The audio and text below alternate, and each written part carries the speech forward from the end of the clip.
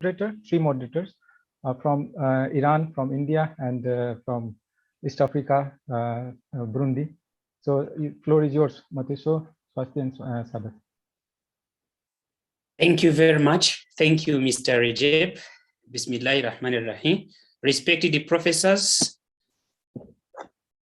respected panelists, dear scholars, dear participants, distinguished guests here present, Assalamu alaikum wa rahmatullahi wa barakatuh. And a good afternoon or good morning, everybody. In our language Kiswahili we say, karibuni sana kwenye mkutano huu wa kimataifa, which means literally, welcome to this International Symposium Conference. My name is Mateso Bashingwa. I'm from Burundi in East Africa. Also, I'm PhD student at Anadolu University in Turkey. Indeed, I would like to welcome and to introduce my colleague moderators, namely Swati Basti from India and Sadat Eskander from Iran. It is a great pleasure to welcome you all to the second International Symposium organized by Umran, whose mission is to encourage communication in society and inspire humanity to achieve peace and prosperity through its unique education program that is to reimagine the world and foster respect for environment. In fact, Umran is working with different scholars from different cultures and countries. From that context, we are grateful to the support that have been provided by our professors to make this symposium possible. Again, we say thank you very much and welcome you all. Dear participants, dear guests, I'm delighted to hand over the floor to the Director Managing, Mr. Rajiv Kumar, to tell us a word about Umran's project and achievement. Thank you and welcome, Mr. Rajib. Thank you very much, Matiso, Swasti, and Sadat.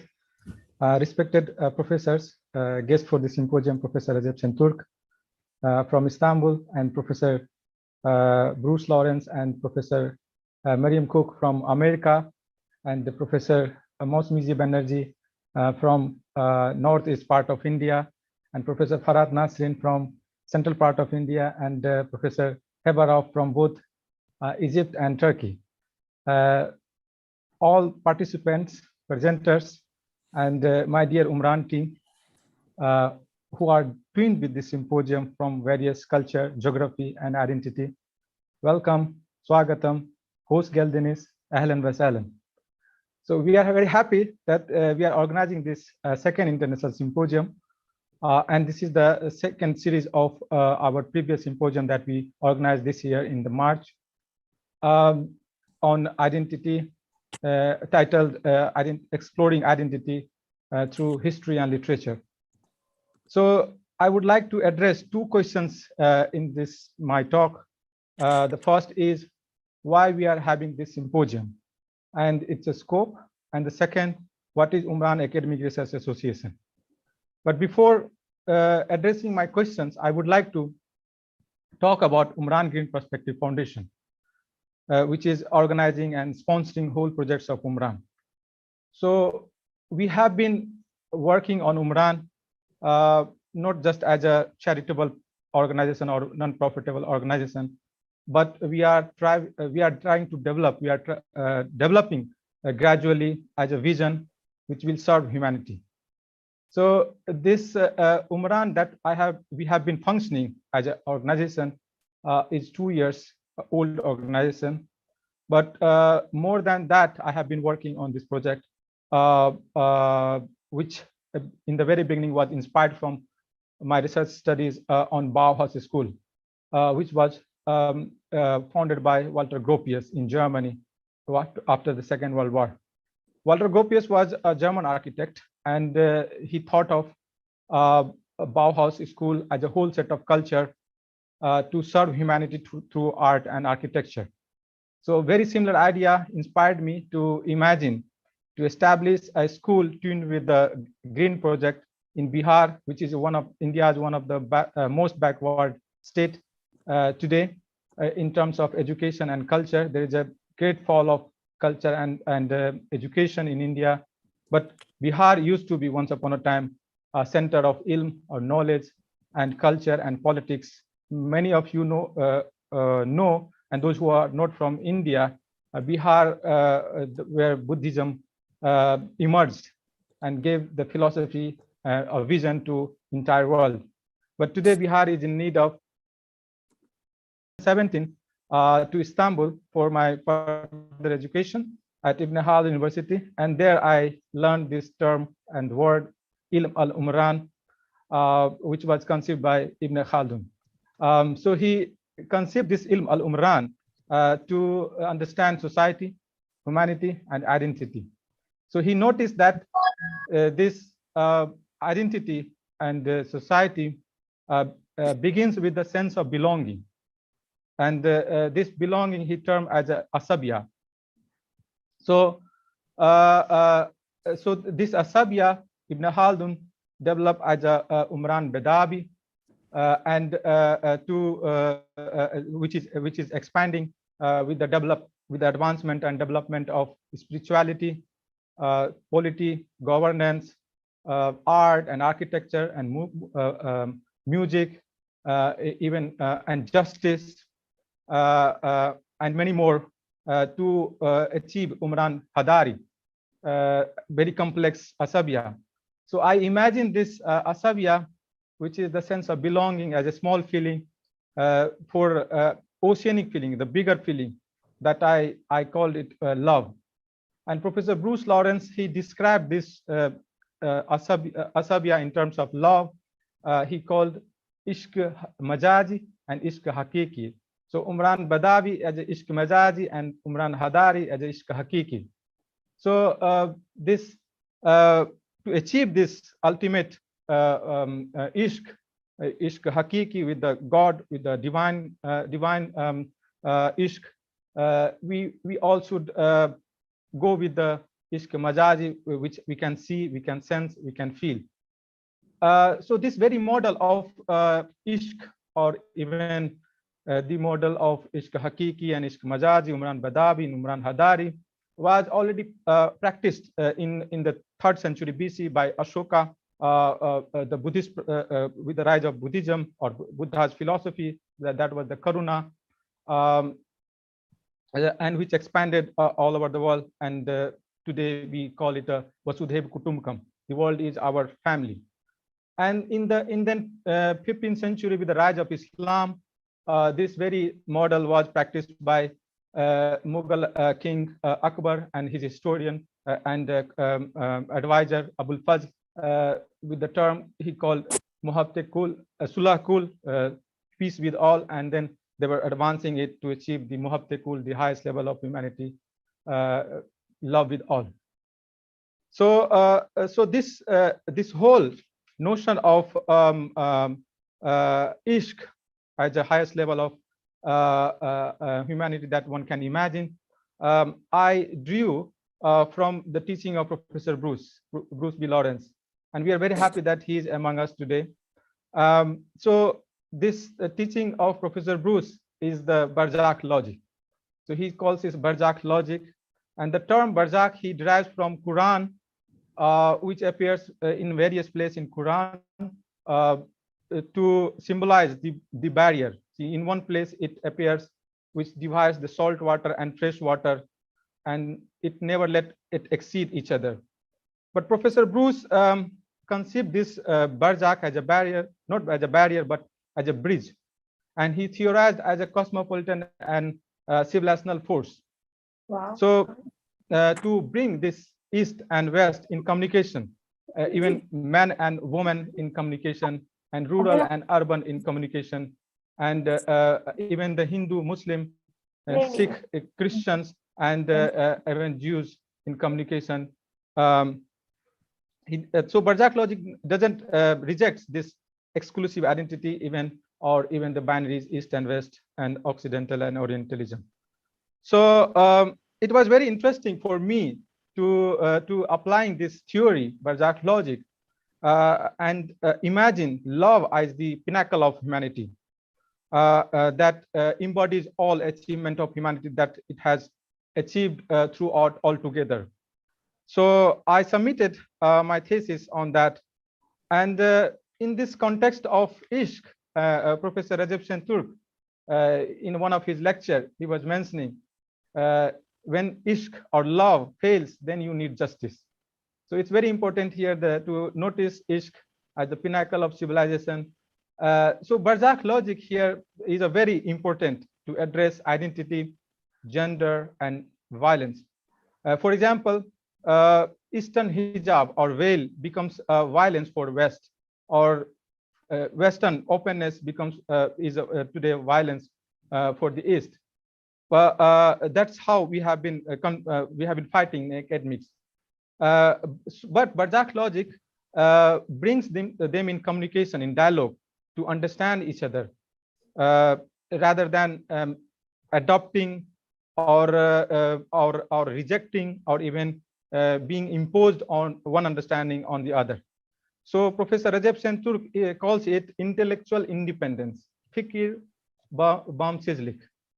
So this is the tagline of Ibn Haldun University. We have so Barzakh logic is very important here to understand as a conscience or conscience that can be found in the Buddha's Karunaj or compassion, or Sankaraj Advaita, or Halaj Mansur al-Halaj Anal Haq, and even the Wahdatul Wujud of Arabia, and in Kabir's poetry, which is in vernacular language, and Ilm al-Umran of Ibn Khaldun, and Muhabbat Kul of Abul Fazl, and Islamicate of civilization or Islamicate in the Marcel Hudson, and the Barzakh Madhab-e Ishq of Shahab Ahmad, and Barzakh logic of Professor Bruce, and even open civilization of Professor Recep Şentürk. So this is Professor Bruce. He said we all should be practitioner, exponent and practitioner of Barzakh. So that is what the aim of Symposium is, and that's why we are working on to expand and apply to understand this Barzakh logic in every disciplines of academics, whether it is a history or literature or sociology. So we have been practicing this Barzakh logic through the various projects of Umran, educational project of Umran. One of his major project that we are working on, the language project that runs under the Umran Green School, and we want to establish this school in Bihar, in my hometown. And through that platform, we are teaching 14 languages with the 50 international teachers from A1 to B2, and students are tuned with this project, with this language course from various culture, geography, and identity. This very project is designed with a cultural program, weekly culture program, where all students and the member of Umran and teachers join and establish the communication. The second major project that we have the SLY library that is in Bihar, in my hometown. We established a physical library for children, and we are working on it to give a proper shape the way I have imagined. However, we have more than 50 students, children are coming to library regularly, and our teachers and volunteers are giving them lesson and also informing them with various cultural activities.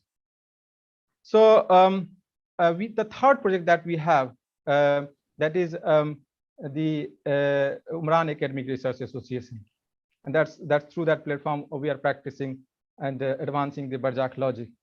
So I am very thankful for this whole project of Umran to Professor Heba Raouf and Professor Wahdatin Ishq for continuous support and guidance that they have been providing me, and to all our Umran team, and Professor Mousumi G Banerjee, who is guiding me and advising me remotely from India, and Professor Bruce and now Professor Miriam Cooke, and also now Professor Farhat Nasrin. So when I imagine Umran, I imagine from my grandmother and from my late grandfather till Professor Heba and Professor Mousumi G Banerjee and Professor Bruce and even Professor Rajab Sentur, and also all the Umran's member Husn Sara and Hiral Kablani and Jaya Arya and Saadat and Swasti and all the member of Umran. So we have more women in Umran than men. So that is why we have more Rahma or Rahman in Umran. No, not because of that, but because we practice Barzakh logic. That is what we have, Rahma. So I want to end my talk for today with mentioning Professor Rajab Sentur, that he always says to his students, you all are leader. And I am his student, one of his students. So I want to pass on this message to everyone, that you all are the Barzakh exemplar, to bring the whole society, even yourself and culture in communication to achieve peace and prosperity. Thank you very much, all those participants who have written their papers for this symposium and who have tuned with this symposium. And I wish all the very best for the presenters who are going to present in this symposium. Thank you very much. Always we get an inspiration out of your words, which help us greatly to work with you comfortably. Thank you so very much, Rajiv sir, for your enlightening talk. First of all, my entire bow down reverences to all the respected professors and chairpersons. I am Shwasti Bishoy, hail from West Bengal, India, and am a student of the English and Foreign Languages University in its regional campus, Shillong, which is situated at the state of Meghalaya in India.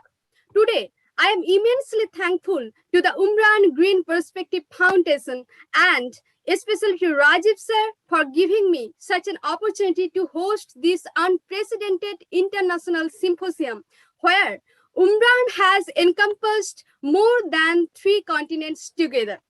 Now, before introducing our estimable chief guest of today, Dr. Raouf Sentruk, we will step forward towards another most important part of today.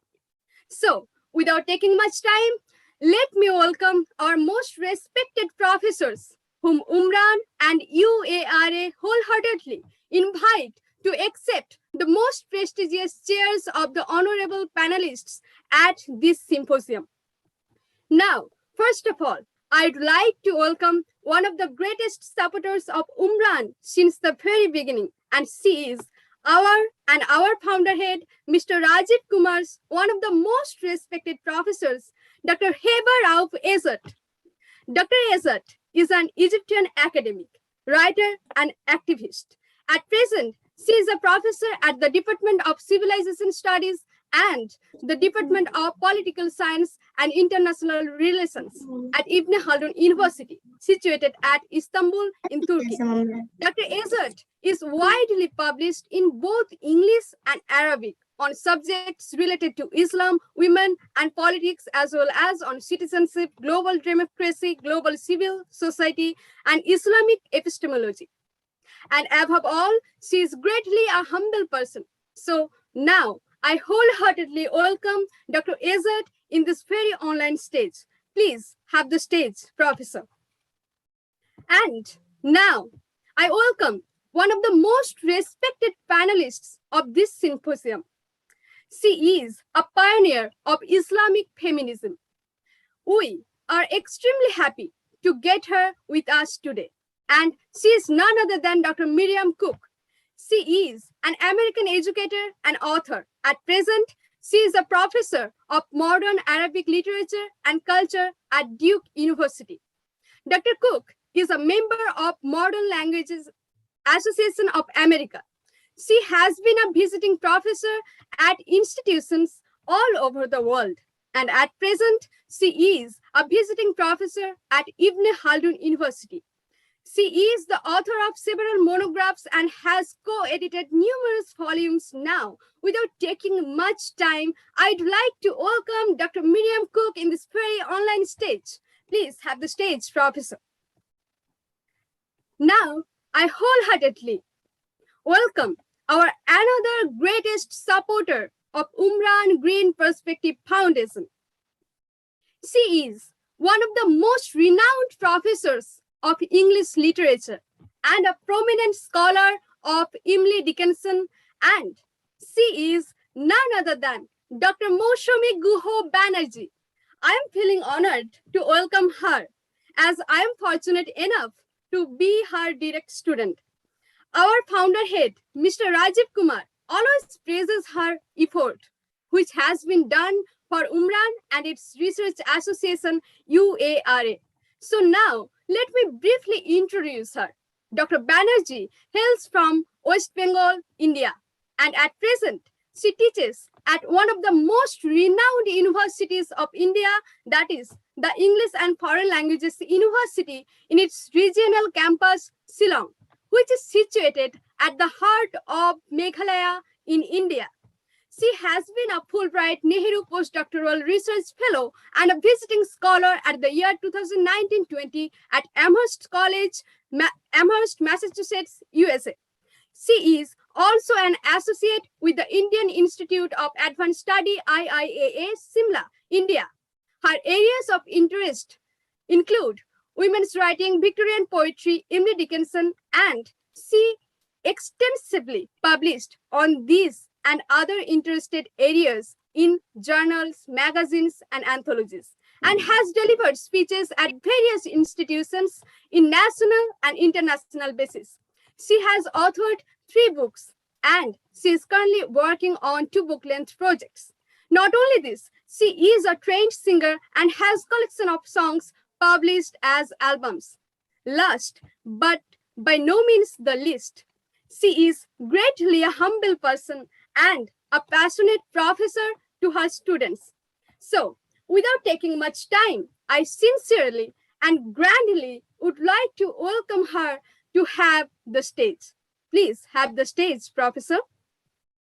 Now, I'm going to welcome such a person who is the profound source of inspiration to draw the green perspective of Umran and to find the UARA at the green tapestry of Umran by Mr. Rajiv Kumar.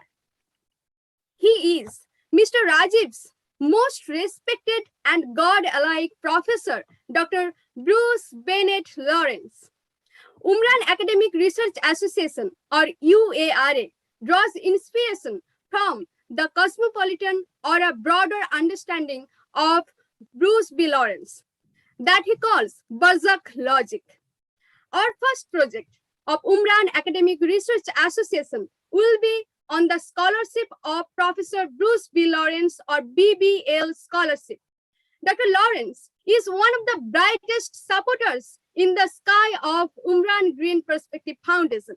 At present, he is the Nancy and Jeffrey Marcus Humanities Professor of Religion at Duke University and visiting professor at the Department of Civilization Studies at Ibn Haldun University. His research domain includes the comparative study of religious movements, institutional Islam, Indo-Persian Sufism, the religious masks of violence, contemporary Islam as Abrahamic faith, and religious ideology. He has written several books and has written and published over 200 articles, books, chapters, and reviews since 1976. He has also been interviewed in numerous radio and TV programs, and he has been a visiting professor at institutions all over the world. So now let's grandly welcome him in this very online stage. Professor, I wholeheartedly request you to have the stage. Please have the stage. And now I invite our 5th panelist of this symposium, and she is Dr. Farhat Nasrin. At present, Dr. Nasrin is a professor and head at the Department of History and Culture at Jamia Millia Islamia University in India. Her current areas of interest are revisit of primary sources of medieval history, to study history as a life coach, using it for building interfaith dialogue, peace, and creating consciousness of emotions, morality, and ethics. She has 7 published books. She has 2 editorial books. Dr. Nasreen has delivered speeches at numerous institutions in national basis. Now, without taking much time, I wholeheartedly request you, Dr. Nasreen, to have the stage. And at the end, I request everyone to give a big round of applause for all the respected panelists. Thank you. Thanks to my dear colleague for introducing the honorable and esteemed panelists of the symposium. I'm Saadat from Khorasan, from Iran. I did my master's in Ibn Haldun University, and now I would love to introduce our former rector, Professor Dr. Recep Şentürk. Professor Dr. Recep Şentürk currently serves as a professor of sociology at Ibn Haldun University. He was the founding president of Ibn Haldun University in Istanbul, 2017 to 2021. He served as a researcher at Center for Islamic Studies in Istanbul and the founding director of the Alliance of Civilization Institute. He is the head of International Ibn Haldun Society, and he published widely in English, Arabic, and Turkish in many different topics. Without further ado, the podium is yours, Professor. Thank you very much, Saadat, and I feel at home. I have many good friends here, long-time friends, colleagues, and students. And I thank Rajiv, for bringing us together, especially during this period of COVID. There are friends we haven't, seen each other for a long time.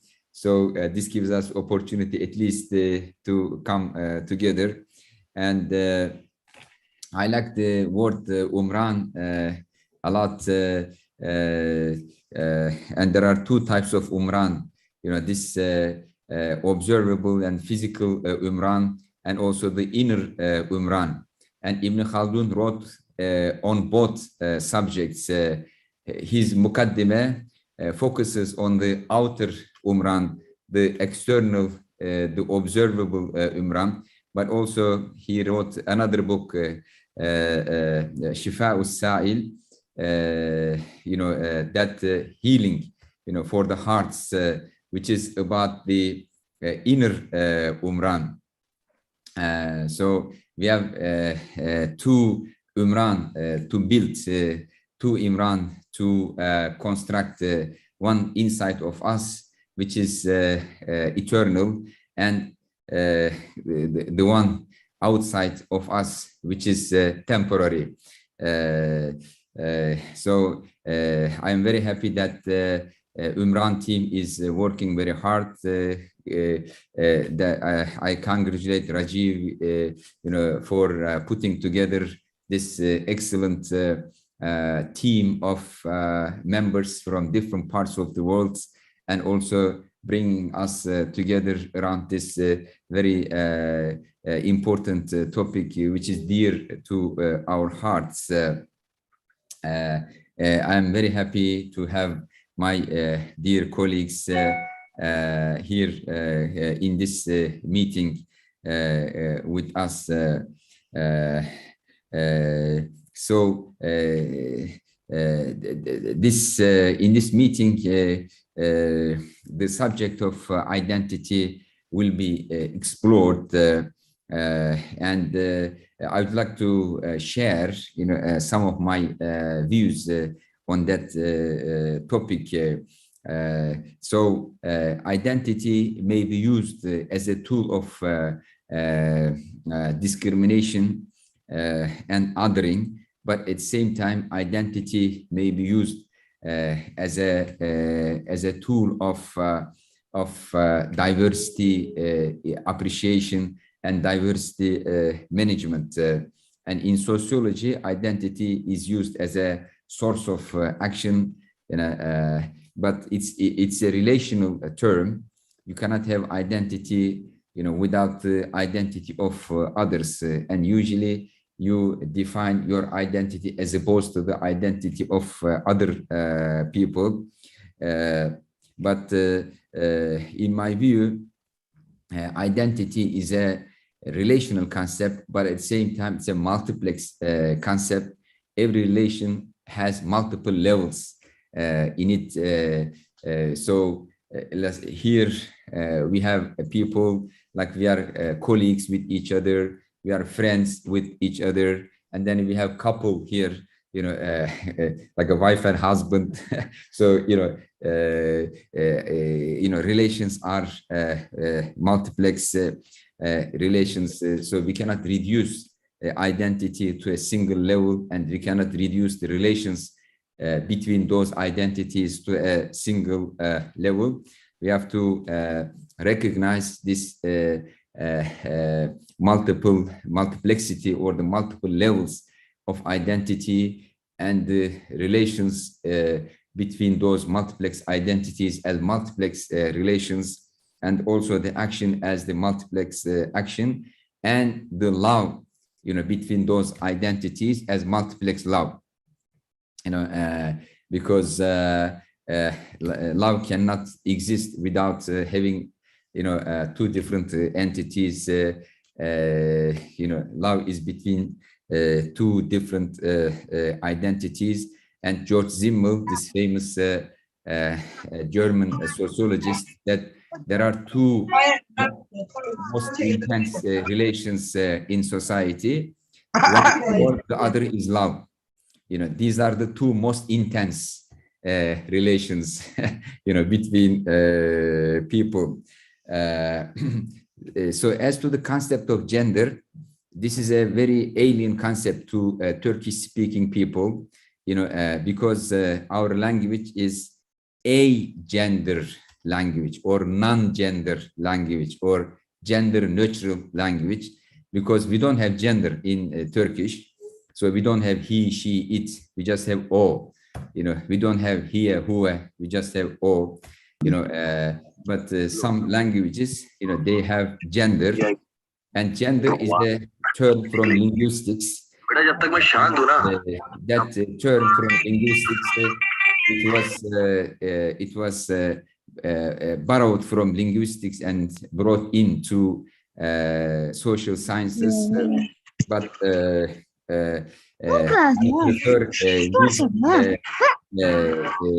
sex instead of gender, because the underlying assumption is that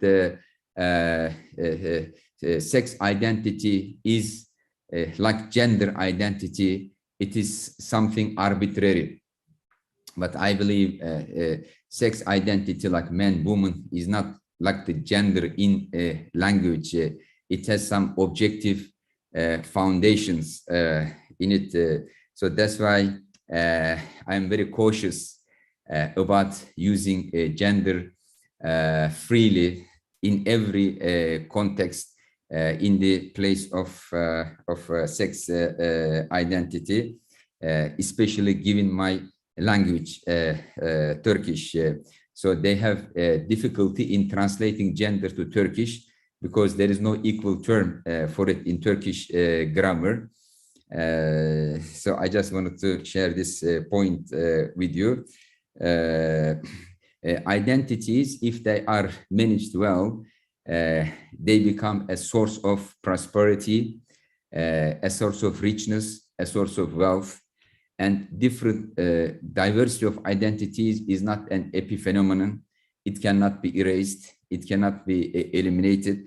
So the only way is to come up with a system of diversity management of different identities. And I believe that the multiplex approach to identity, to action, relations, and love is the best way of managing diversity of identities. So multiplexity allows us to discover that we are different, but at the same time one, depending on the level you are looking at. Thank you very much, and Assalamu alaikum from Istanbul. My best greetings, my warmest regards to all my respected colleagues and friends and students from different parts of the world. Thank you very much. Thank you very much, Professor Recep Şentürk, for your floor and your good intervention about this topic. Of course, we are very pleased with your intervention about our theme, which is based on identity.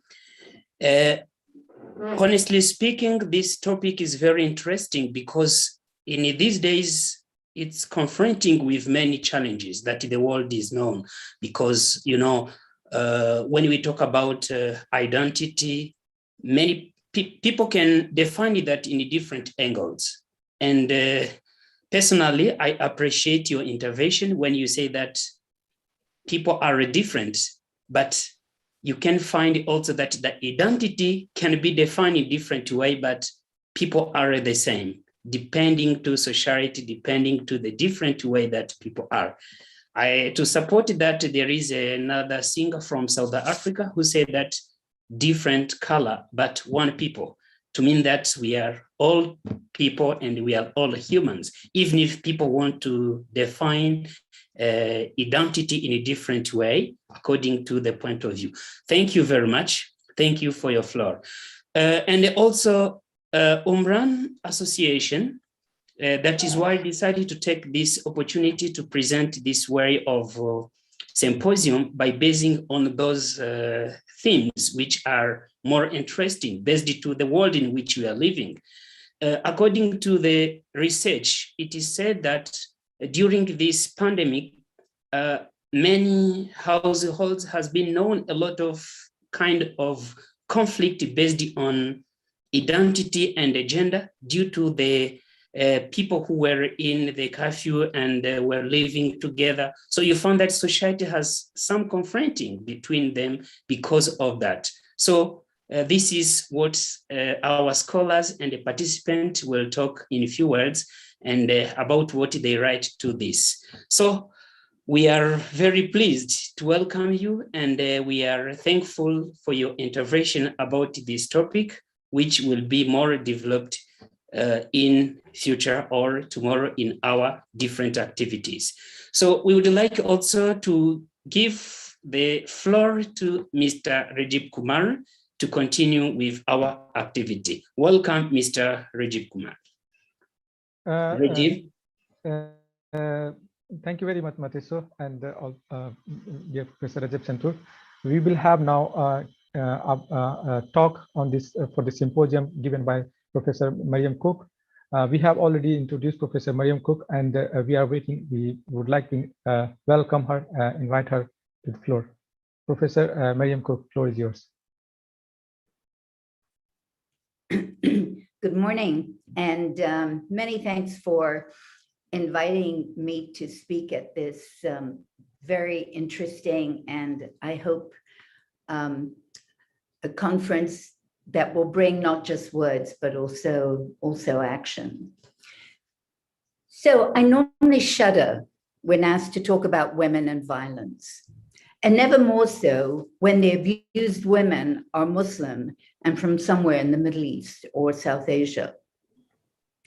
But when Rajiv Kumar asked me to keynote this conference, I resisted the urge to say no.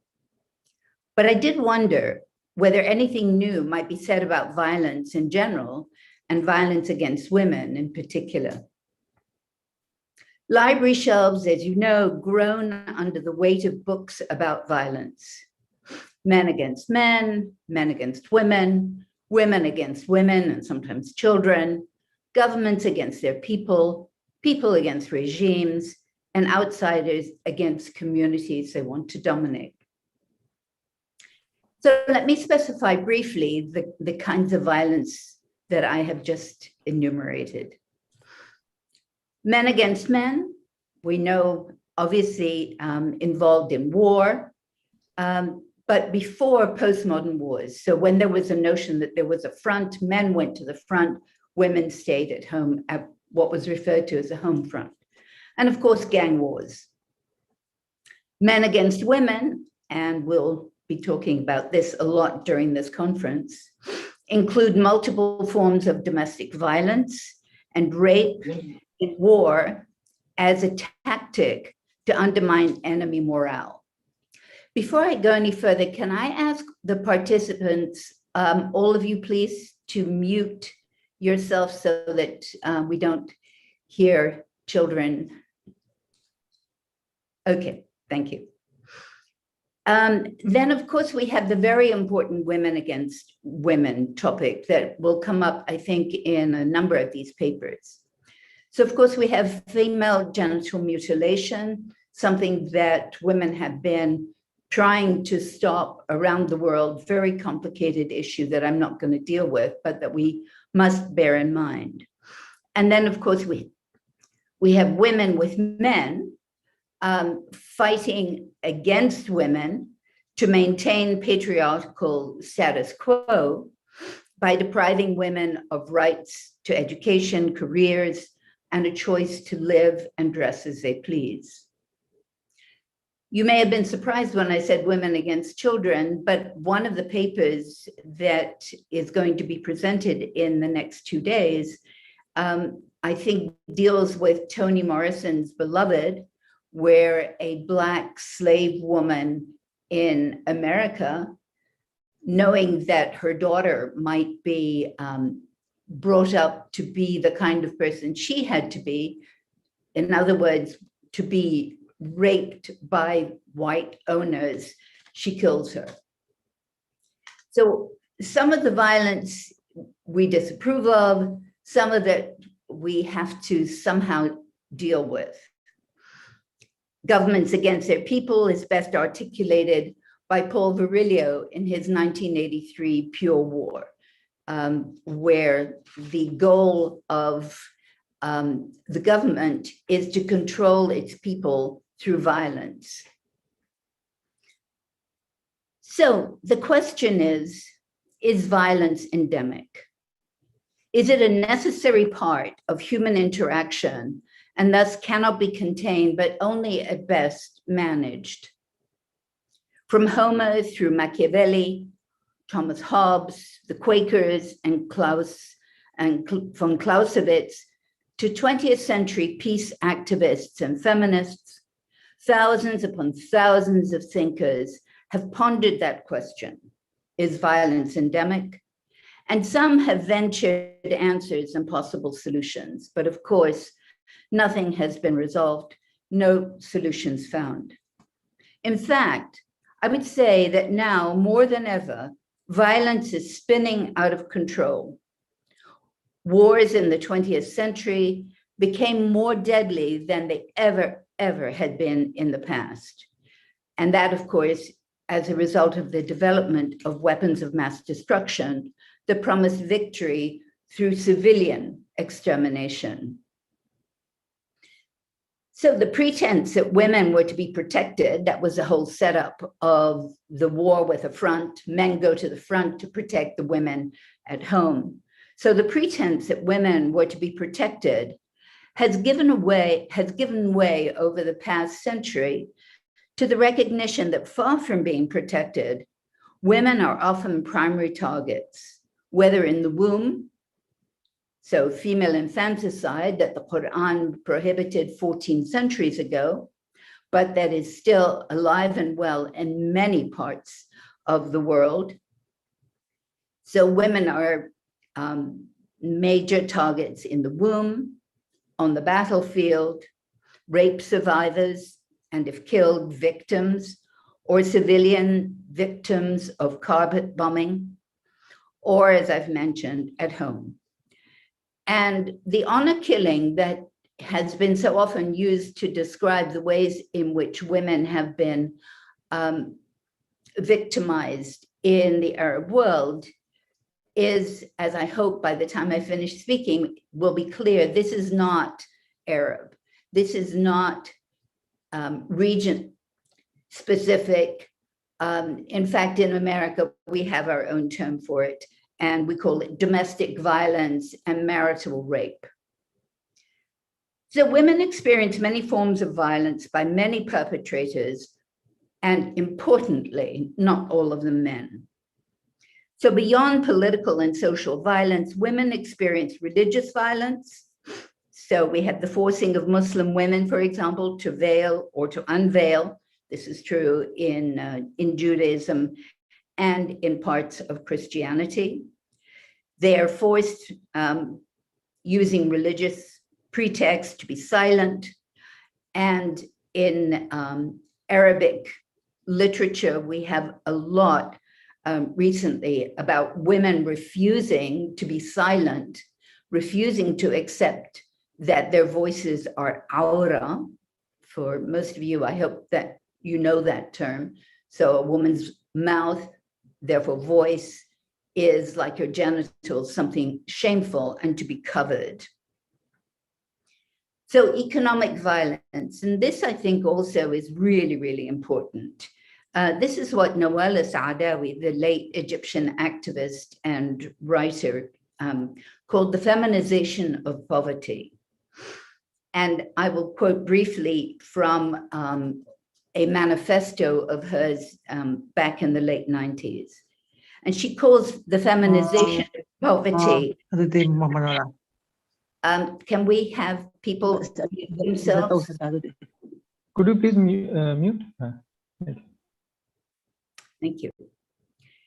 So the feminization of poverty, to quote Nawala Saadawi, is, and I quote, blatant manifestation of the international violence exercised against women. Women suffer war, unemployment, and poverty. At the same time, they are the first to suffer the consequences of religious fanaticism. And again, really important to remember that we're talking about religion across the board.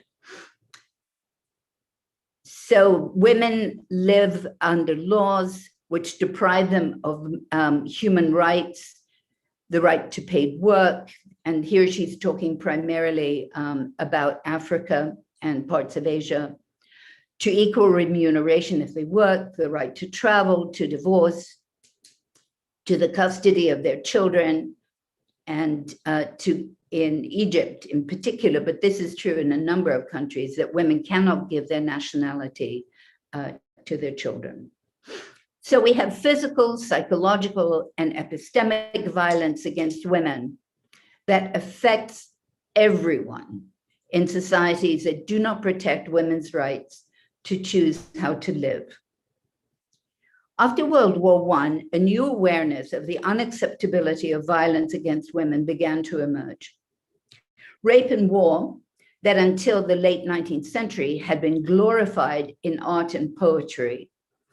And I think you would be shocked if you were to see the ways in which rape has become a subject for sculptors in marble, in paintings, in poetry, going back to the founding of Rome.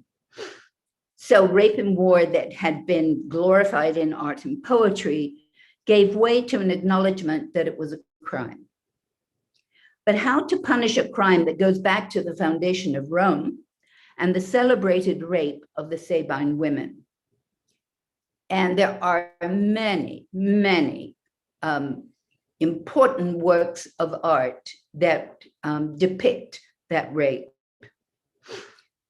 Women have long tried to overcome the misogynistic status quo by contributing to peace efforts, participating in anti-colonial struggles, or by revealing the inanity of men's ways of fighting. However, as long as women lacked political rights, they could not effect any form of political change, let alone social change. Without political membership in the lives of their nations, in other words, the vote, women had no power to exact retribution for crimes committed against them. From the suffragists beginning in the late 19th century to feminist movements throughout the 20th century, men and women have mobilized.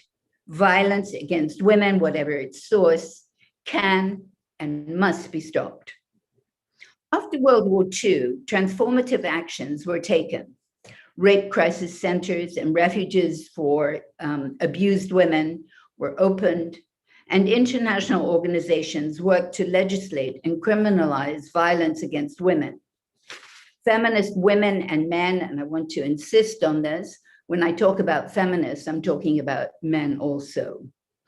So feminists have written and organized to raise consciousness and urge action. Countless feminist associations alone or in collaboration have campaigned for women's rights as human rights, without which the creation of a just society, a society that acknowledges everyone's right to happiness and freedom from harm, is impossible. To give just one example of one such association, I go back to the late Egyptian activist and writer Nawal Saadawi. In 1982, in the middle of the 1975-85 UN Decade for Women, she founded the Association for the Arab Women's Solidarity Association with the subtitle, Unveiling the Mind. Al-Saadawi recruited members from all over the world and led international campaigns.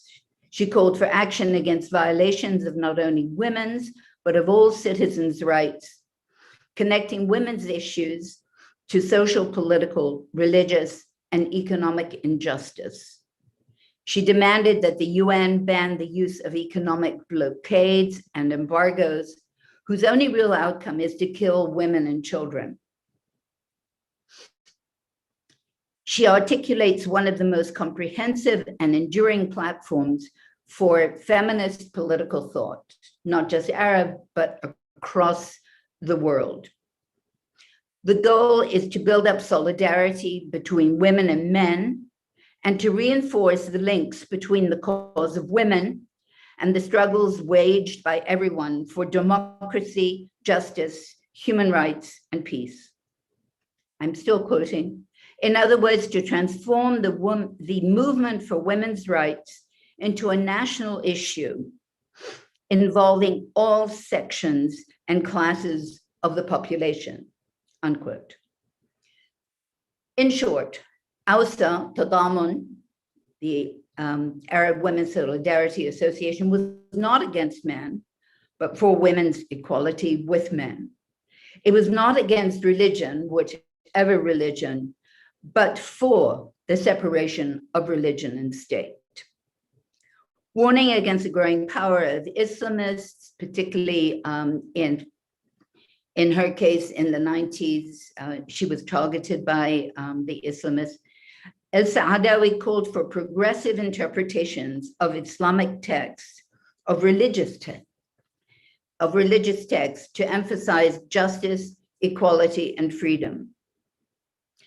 So just 3 years before the establishment of the Arab Women's Solidarity Association, as you may know, in 1979, the Convention of the Elimination of All Forms of Discrimination Against Women was ratified by the UN General Assembly. This International Bill of Rights for Women was instituted then 2 years later in September of '81, and has been ratified by 189 states, including many Muslim majority countries. However, and this has come up again and again in meetings about CEDAW, that little has been done to turn words into action. Feminist women and men continue to fight against a system that pays lip service only to international conventions.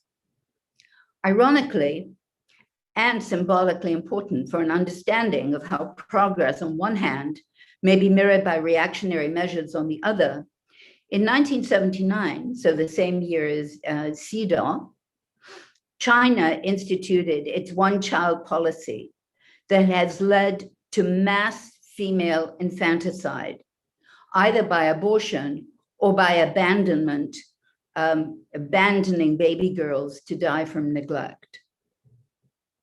Nonetheless, so as not to be too pessimistic, Feminists have won some battles. And I want to talk particularly in closing about the end of the 20th century and the whole horrific issues around rape in war. So at the end of the 20th century, in 98 to be precise, with the Rome Statute, and so for the first time in history, rape in war was adjudicated not only as a war crime, but as a crime against humanity that would be punished independently of war crimes. And this is very important because before that, after the issues in the terrible disasters in ex-Yugoslavia and Rwanda, the rape camps that the Serbians had set up, rape in war was recognized as a war crime, but only with other crimes. But with the Rome Statute, the crime of rape in war and in genocide became its own crime against humanity. So the Rome Statute empowered rape survivors to speak up, to denounce perpetrators. And we have most recently the Yazidi Nadia Murad, whose 2017 Last Girl, her autobiography, tells us the terrifying story of ISIS rape camps in Raqqa. Her campaigning for the rapists to be brought to justice at The Hague has attracted world attention. She was the first rape survivor to speak on behalf not only of herself, but of all women and men raped as part of ethnic cleansing.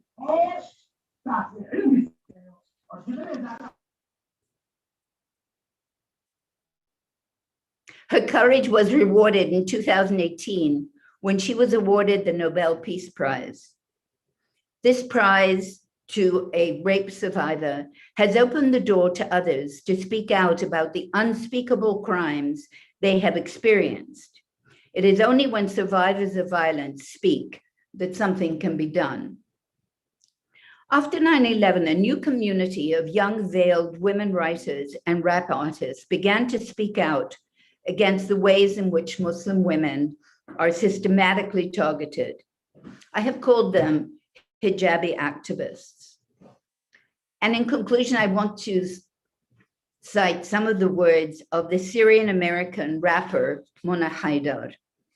She says, "Violence against women is something important to me as a woman, and the statistics that I feature are staggering. I'm interested in using my art to explore the intersections of art, activism, music, and identity. That culture of silence is so damaging because it allows all those cycles of abuse to continue, and we have to break them." She has two videos. One is Wrap My Hijab. I do urge you all to watch them. They're remarkable. And the second one is called Dog. Each video is 4 minutes long. And in the closing 40 seconds of her second video, Dog, the following words flash in capitals, capital letters on the screen. "In the time it took you to watch this," in other words, in 3 minutes, "in the time it took you to watch this, 27 women in America have been assaulted or abused. 1 in 3 women worldwide has experienced physical sexual violence in their lifetime." She's saying what we all need to know when we stigmatize those we consider the greatest perpetrators of gender-based violence. No culture, no ethnicity, no religion, no region, no class, no gender, no age group is inherently more violent than any other. Violence against women is as ancient as it is universal. We must do what we can to stop it. Thank you.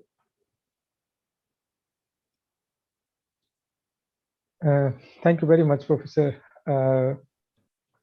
Miriam, informing us with the the various voices you put together and for this symposium. Now we will have a very special session that I have designed with this symposium. It is called Umrani Men and Women. But let me tell you about this. Is not Umrani is not an identity, but an understanding. And I thought of like we can give the voice of our members. They can represent themselves and speak up in this symposium.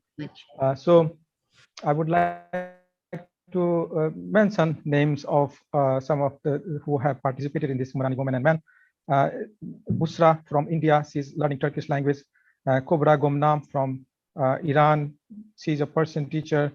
Supradip Das, he's a Chinese teacher from India. Kaji Aruba Awasi from India, she's learning Italian language from Umran. Jamil Ahmad, he's a pedagogical trainer and English teacher from India. Hilal Kablani, she's a Hindi teacher and also committee member from India. Rimsha Iqbal, she's from Pakistan as a trainer and HR development. And Fusun Sara, she's administrative officer and also committee member from Turkey. And we have Andrea Elena Bastan. She's learning Hindi and Persian language from Umran, and she's from Serbia. So I would request everyone to open your mic one by one and please address yourself. But before I hand over to the others, I would like to say thank you very much, Professor. I just saw that Professor Recep Şentürk needs to leave.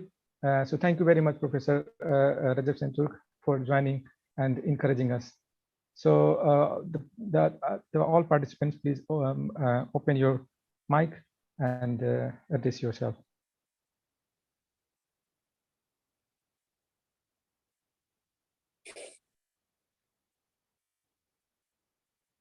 So please open your mic, Busra. Are you Busra there?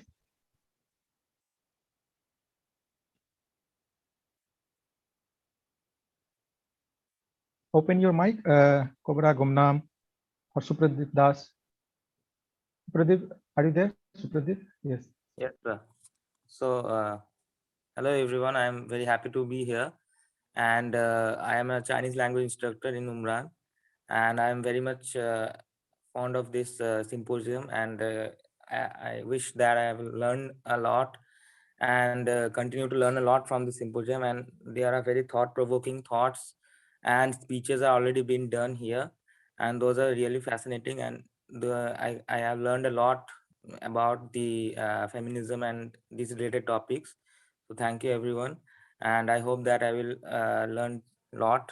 And I am from India, West Bengal. So thank you again, Rajiv sir, for giving me this opportunity, and hope that I will learn more in the coming sessions and panels of the symposium.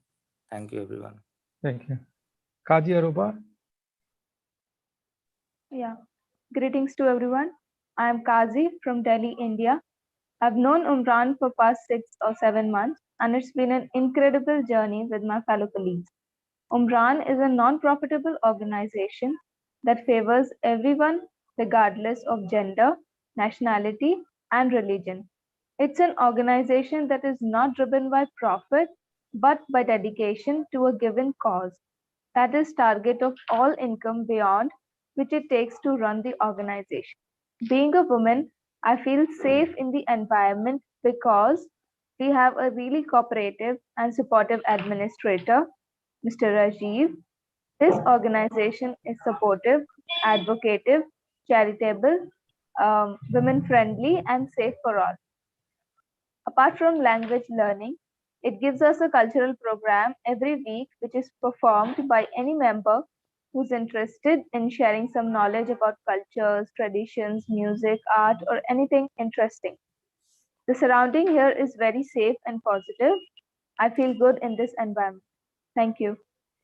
Thank you very much, Kaji. And then we have Busra, are you there? Yes, sir, I'm here. Greetings, everyone. My name is Bushra and I'm a student of Umran from India. And I'd like to speak the thing which impressed me about Umran, and that is the atmospheric environment of Umran. Like being from different parts of the world, it brought us all together, living behind the foundations of a different culture, caste, religion, and obviously the boundaries of the nations.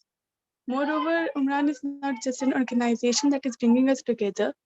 Instead, it is helping us merge with each other in the sense that it helps us learn each other's cultures, new traditions, as well as the languages. And the most important thing is that being a hijabi woman, I've seen that many places they like discriminate or they show partiality. But with Umran, I saw none of that, and I saw the equality between all the genders, religions, and I guess that's what impressed me the most about Umran. So, a great thanks to Umran for having me in their team. Thank you very much, Busra. We have Cobra Gomnam from Iran. You can open your mic and speak. Okay. Hi everyone. I'm Cobra. I'm from Iran. Umran give me an open space.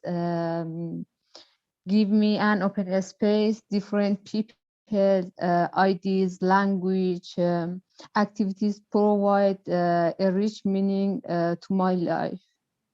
Thank you, everyone. Thank you very much.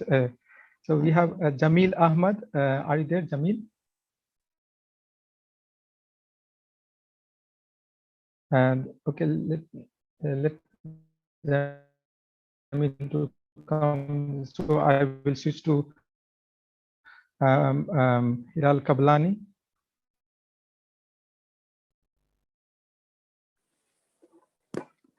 Open your mic. Namaskar, this is Hiral Kavlani. Umran is a blessing for all of us, which brings peace and prosperity globally. Students and teachers from all over the world come here together without being discriminated. And as a famous Sanskrit phrase says, Vasudhaiv Kutumbakam, which means the whole world is one family. Not only it is providing free education, but also developing sense of respect and safe environment for all, especially for women and girls.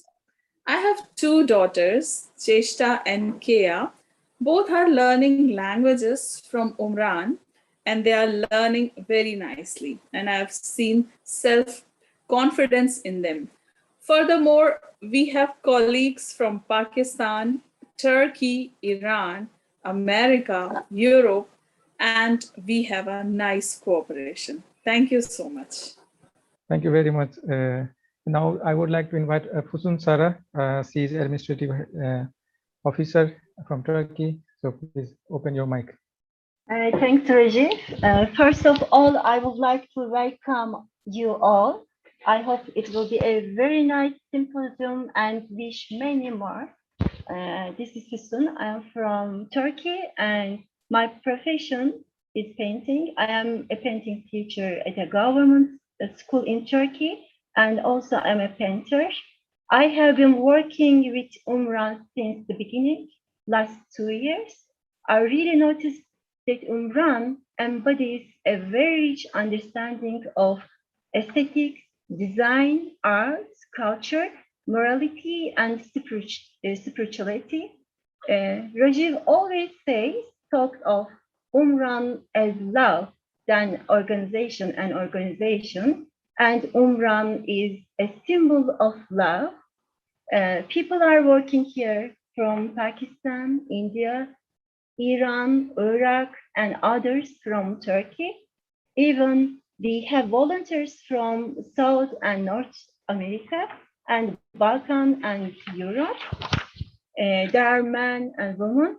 So there are many identities here, but we all work as Umran and for Umran. Finally, I pray for Umran so that this understanding of art, culture, aesthetics, morality, and spirituality as love could reach maximum people. Thanks for this opportunity to speak, and I want to welcome you again. Thank you. Thank you very much, Husnala. So now I would like to invite Andrea Elena from Serbia. Andrea, are you there?